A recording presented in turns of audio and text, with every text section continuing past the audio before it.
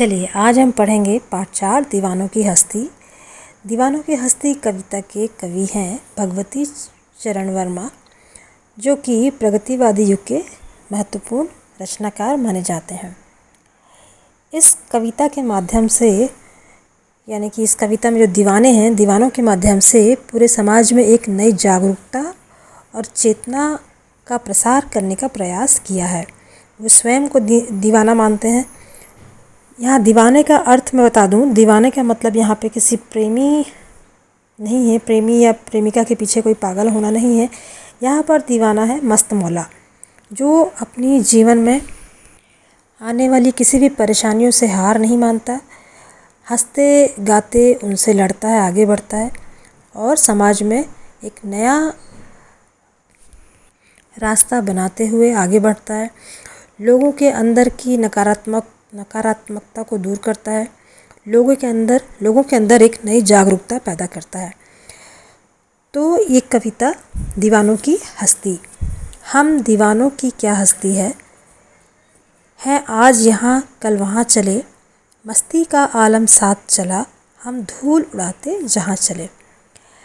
कवि कहते हैं कि वे स्वयं अपने आप को दीवाना मानते हैं, मस्त मौला हैं। दीवाना मस्त मौला जो हर हाल में खुश रहता है, मुस्कुराता है और अपने आसपास भी लोगों को मुस्कुराना सिखा देता है।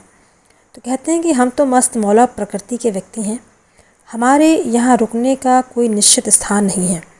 आज हम यहाँ हैं तो कल पता नहीं कहाँ होंगे, जहाँ भी होंगे जिसका हमें स्वयं ज्ञान नहीं है। हमारा व्यक्तित्व ही ऐसा है, हम जहाँ पर भी जाते हैं वहाँ का सारा माहौल मस्ती का हो जाता है। मस्ती का आलम साथ चला मतलब हम जहाँ भी जाते हैं मस्ती का जो माहौल है वो सब हमारे साथ चलता है और हम जहाँ जाते हैं वहाँ के चारों ओर के लोग मुस्कुराने लगते हैं, खुशियाँ छा जाती हैं। हम अपने स्वभाव की मस्ती, अपनी मुस्कुराहट चारों ओर फैला देते हैं। हम धूल उड़ाते जहाँ चले। हम जब चलते हैं तो हमारे साथ लोग भी जुड़ते जाते हैं, एक कारवां बन जाता है और हम जाते हैं तो अपने साथ पूरे लोगों के जो मुस्कुराहट, उनकी संतुष्टि वो भी लेकर चलते हैं। आए बनकर उल्लास अभी, आंसू बनकर बह चले अभी, सब कहते ही रह गए, अरे तुम कैसे आए कहाँ चले। कवि कहते हैं कि हम जहाँ पर भी जाते हैं वहाँ एक प्रकार की खुशी फैल जाती है और लोग हमारे जाने से भी अपने दुख दर्द बांटने आ जाते हैं। हम उनके दुख दर्दों को बांट कर उनके अंदर खुशियाँ पैदा कर देते हैं, उनकी मुस्कुराहटों को फैला देते हैं, चारों ओर खुशियाँ फैल जाती हैं। तो जहाँ भी हम जाते हैं वहाँ चारों ओर उल्लास फैल जाता है। जब हम चलने लगते हैं, वहाँ से आगे बढ़ते हैं, क्योंकि हम कहीं एक जगह पर रुकते नहीं हैं, तो जब हम वहाँ से आगे बढ़ने लगते हैं, चलने लगते हैं, तो लोग हमारे मस्त मौला स्वभाव के कारण या हमारे इसी दीवानेपन के कारण हमसे दूर नहीं होना चाहते। कवि के साथ रहकर, कवि और उनके साथियों के साथ रहकर लोग अपने अस्तित्व को पहचानने लगते हैं, अपने स्वभाव को बदल लेते हैं, खुश रहने लगते हैं, दुख दूर हो जाते हैं उनके। फिर ऐसे में जब कवि और उनकी टोली, उनके साथी वहाँ से निकलने लगते हैं, जाने लगते हैं, तो वही लोग दुखी हो जाते हैं और गमगीन हो जाते हैं।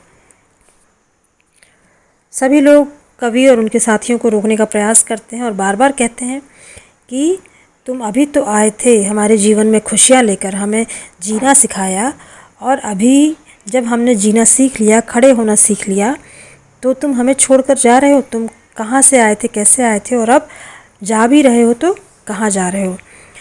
इस पैराग्राफ में, इस पद्यांश में विरोधाभास अलंकार, आए, गए और भाषा भी खड़ी बोली है। बहुत ही सजीव रूप में प्रयोग किया गया इसमें, और प्रेम और मस्त मौला के भाव हैं स्वभाव के। ये आपके 2 पद्यांश का अर्थ मैंने आपको समझाया, आगे मैं और देती हूँ। Thank you. किस ओर चले यह मत पूछो, चलना है बस इसलिए चले, जग से उसका कुछ लिए चले, जग को अपना कुछ दिए चले। या इस पद्यांश में कवि कहते हैं कि हमसे यह मत पूछो कि हम कहाँ जा रहे हैं, क्योंकि जब कवि वहाँ से चलने की बात करते हैं जहाँ उन्होंने रुककर लोगों के दुखों को दूर किया था, उनके रोते हुए चेहरों पर मुस्कुराहट लाई थी, उनकी आंखों से आंसू निकालकर की आंखों में खुशियाँ भर दी थी। और ऐसी जगह जब कवि वहाँ से चलने की बात करते हैं तो लोग पूछते हैं कि आप कहाँ जा रहे हो, क्यों आए थे और किस लिए आए थे, कहाँ जा रहे हो, क्यों जा रहे हो, आप कहीं मत जाओ, यहाँ ही रहो। तब कवि और उनके साथी कहते हैं कि हमसे यह मत पूछो, क्योंकि हमने स्वयं ही अपनी मंजिल को देखा नहीं है, निर्धारित नहीं किया, हमें नहीं मालूम कि हमें कहाँ जाना है। बस जो रास्ता हमारे सामने आता है हम उस ओर बड़ी ही खुशी के साथ, उल्लासित भाव के साथ चल पड़ते हैं। जग से उसका कुछ लिए चले। जग संसार में जो भी ग्रहण करने योग्य चीज़ें हैं, बातें हैं, सीखने लायक बातें हैं, उन सब बातों को, अच्छी बातों को, गुणों को ग्रहण करते हुए, सीखते हुए हम आगे बढ़ते हैं। और यदि लोगों को लगता है कि हमारे स्वभाव में कुछ अच्छी बातें हैं तो हम उनको वो भी सिखाते जाते हैं। यानी हम संसार से कुछ सीखते भी हैं, लोगों से, मिलने वालों से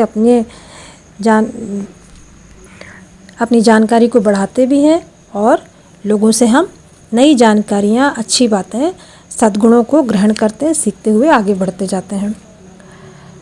दो बात कही, दो बात सुनी, कुछ हंसे और फिर कुछ रोए, छककर सुख दुख के घूंटों को हम एक भाव से पिए चले। अब कवि आगे कहते हैं कि जीवन की राह पर आगे बढ़ते हुए हम जहाँ भी रुकते हैं, लोगों के सुख और दुख को सुनते हैं। ये माना जाता है कि दुख बांटने से कम हो जाता है और सुख बढ़ने से बढ़ जाता है।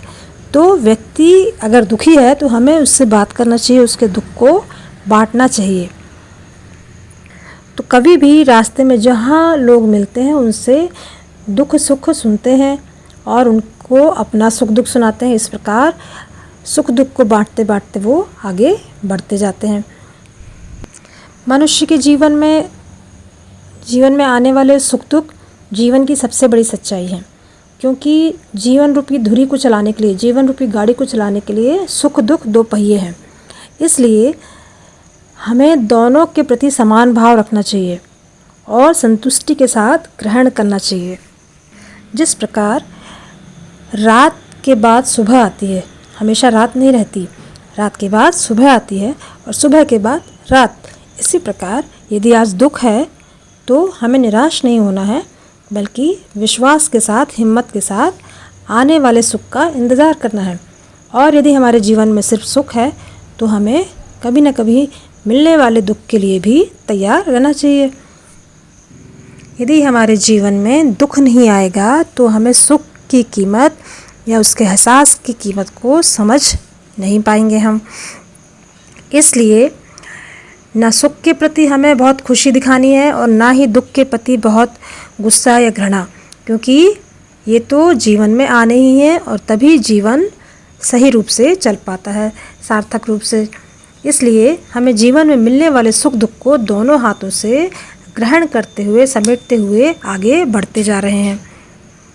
कवि भी कहते हैं कि हम जीवन में मिलने वाले सुख दुख के भावों को हंसते हुए ग्रहण करते हैं और सदैव समाज की भलाई के लिए आगे बढ़ते हैं। खड़ी बोली का प्रयोग है, विरोधाभासी अलंकार, लेना देना, कही सुनी, हंसे रोए, सुख दुख। हम भिखमंगों की दुनिया में स्वच्छंद लुटाकर प्यार चले, हम एक निशानी सी उर पर ले असफलता का भार चले। कवि आगे अपने मस्तमौला स्वभाव के बारे में बताते हैं कि हमारा प्रेम जो है वो उन्मुक्त है, आज़ाद है, हम पर किसी का कोई बंधन नहीं है। हम इस स्वार्थी समाज में सबको प्रेम प्रदान कर रहे हैं, मतलब प्रेम लोगों में बांट रहे हैं। इन पंक्तियों में कवि समाज की एक कड़वी सच्चाई सामने रखते हैं। हमारे यहाँ भिखमंगे कहा गया है। भिखमंगे अर्थात स्वार्थी। यह दुनिया जो है स्वार्थी लोगों की है। यहाँ पर सब अपने बारे में सोचते हैं और हमेशा सब भिखमंगे बने रहते हैं, अर्थात सबको कुछ ना कुछ चाह है। हर व्यक्ति दूसरे व्यक्ति से अपना फ़ायदा लेना चाहता है, कुछ ना कुछ वो चाहता है। लेकिन जब दूसरे को देने की बारी आती है तो उसके हाथ नहीं उठते हैं, सब भिखारी बन जाते हैं। तो ऐसे भिखमंगों के समाज में समान रूप से कभी सबको अपना प्रेम स्वच्छंद लुटाकर प्यार चले। स्वच्छंद मतलब बिना रोक टोक के, बिना किसी अंकुश के वो अपना प्रेम, अपना लगाव सबको बराबर बांटते जा रहे हैं। लेकिन एक निशानी सी उर पर ले असफलता का भार चले। लेकिन कवि जब बेरोक टोक प्यार लुटाता है दुनिया में, लेकिन फिर भी उसके हृदय पर एक असफलता का भार है। और ये भार क्या है? कवि ने पूरी कोशिश की थी समाज को बदलने की, उनको अपने निस्वार्थ प्रेम भावना से सुधारने की, परंतु फिर भी समाज को पूरी तरीके से नहीं बदल पाए। और इस समाज को ना बदल पाने का, पूरी तरीके से ना बदल पाने का, या उसमें से स्वार्थ, लालच, जो बुराइयां हैं उन बुराइयों को दूर ना कर पाने का दुख कवि के हृदय में है। और वो उस दुख को अपने जीवन की, अपने अस्तित्व की सबसे बड़ी असफलता मानते हैं। और यही जो भार है, एक निशानी सी, मतलब एक निशानी है ये, जो अपने हृदय पर, उर मतलब हृदय, अपने हृदय पर वो एक भार की तरह, इस असफलता को अपने हृदय में एक भार की तरह लेकर वो आगे बढ़ते हैं। अब अपना और पराया क्या, आबाद रहें रुकने वाले, हम स्वयं बंधे थे और स्वयं हम अपने बंधन तोड़ चले। आगे कवि कहते हैं कि हमारे लिए इस दुनिया में अपने पराये का कोई भेद नहीं है, क्योंकि ये संसार तो हम सब का है। कवि कहते हैं, कवि के अनुसार वसुधैव कुटुंबकम वाली बात है कि सब अपने हैं, कोई भी यहाँ पराया नहीं है, ये पूरा एक परिवार है। और हम इस दुनिया के परंपराओं, रीति रिवाजों के बंधनों को तोड़कर आगे बढ़ चुके हैं। समाज के बंधनों को हमने स्वयं स्वीकार किया था, इसलिए इनको बदलने का भी अधिकार हमें ही है। हम स्वयं बंधे थे और स्वयं अपने बंधन तोड़ चले। मतलब समाज के जो बंधन थे हमने स्वयं स्वीकार किए थे, लेकिन इनको बदलने का अधिकार भी हमारा है। समाज में फैली जो बुराइयां हैं, अमीर गरीब, ऊंच नीच, छुआछूत, भेदभाव, इन सब बुराइयों से भरे समाज की जो नीतियां हैं उनको तोड़ते हुए हम आगे बढ़ रहे हैं। जो लोग इनको स्वीकार करते हैं, इन बंधनों को स्वीकार करते हैं, वो रहें, हमें उनसे कोई मलाल नहीं है, कोई दुख नहीं है। हम अपने बंधन स्वयं तोड़कर आगे बढ़ रहे हैं।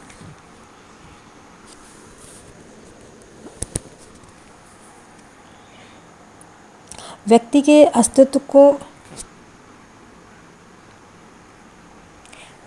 अस्तित्व को मिटाने वाला कोई भी बंधन हमें स्वीकार नहीं है, इसलिए हम इस नैतिकता और रूढ़िवादी समाज के सभी बंधनों को तोड़कर आगे बढ़ते जा रहे हैं। इस पद्य में यहाँ पर खड़ी बोली का प्रयोग, समाज की कड़वी सच्चाई हमारे सामने वर्णित की गई है। Thank you. प्रश्न पहला, कवि ने अपने आने को उल्लास और जाने को आंसू बनकर बह जाना क्यों कहा है? उत्तर, कवि का स्वभाव बहुत मस्त मौला है। वे जहाँ भी जाते हैं अपने मस्त मौला स्वभाव से, अपनी मस्ती से वहाँ के पूरे वातावरण में मस्ती भर देते हैं, खुशियाँ भर देते हैं, लोगों की आंखों से आंसू निकाल देते हैं, उनकी आंखों में आत्मविश्वास की चमक ला देते हैं। तो समाज में जो दुख झेलता व्यक्ति है, जिसको दुख है, जीवन में दुखी है जो, ऐसे व्यक्ति के जीवन में जब कवि अपने हाथों से संवारते हैं तो वह व्यक्ति अपने दुख भूल जाते हैं और वे व्यक्ति अपने दुख भूल जाते हैं और आनंद का अनुभव करने लगते हैं। तब यहाँ पर कवि के आने को उल्लास कहा जाता है। परंतु जब कवि उन्हें छोड़कर आगे बढ़ते हैं तो इस प्रकार के आनंददायी व्यक्ति से अलग होने के एहसास से ही लोग दुखी हो जाते हैं, उनकी आंखों से आंसू बहने लगते हैं। इसलिए कवि ने अपने आने को उल्लास और जाने को आंसू बनकर बह जाना कहा है। प्रश्न 2, भिखमंगों की दुनिया में बेरोक प्यार लुटाने वाला कवि ऐसा क्यों कहता है कि वह अपने हृदय पर असफलता का एक निशान भार की तरह लेकर जा रहा है? क्या वह निराश है या प्रसन्न है? उत्तर, कवि के हृदय पर असफलता का एक निशान भार की तरह है और यह असफलता का एक जो निशान है निराशा, वह है निराशा का भाव। क्योंकि कवि समाज में व्याप्त विषमताओं और बुराइयों को जड़ से ख़त्म नहीं कर पाए हैं। वह लोगों के अंदर की स्वार्थ भावना को नहीं मिटा पाए हैं। इसलिए जब लोगों के अंदर की स्वार्थ और बुराइयां समाप्त नहीं होती तो समाज को भी एक नई दिशा देना संभव नहीं है। तो समाज में फैली बुराइयों को जड़ से समाप्त न कर पाने के कारण कवि के अंदर निराशा का भाव पड़ा हुआ है।